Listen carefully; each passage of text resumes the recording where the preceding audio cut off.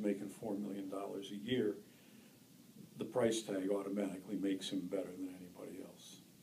And you get treated like that a lot. Not everybody. I mean, there are a lot of guys.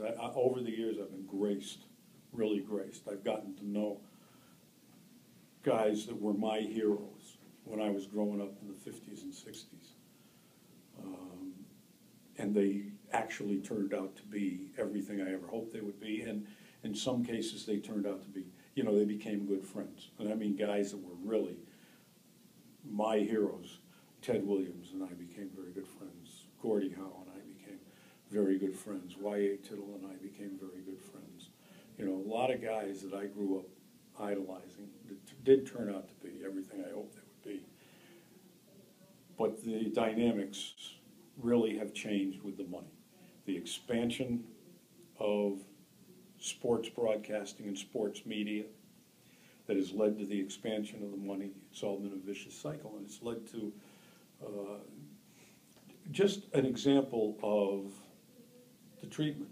Sometimes after a game, now we're trying to work. You get some guys who have a deadline to get their stories into a paper.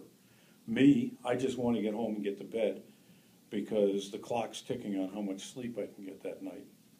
And after a game sometimes, a coach will think nothing of making you wait for an hour before he'll come out, and I can't go home without it.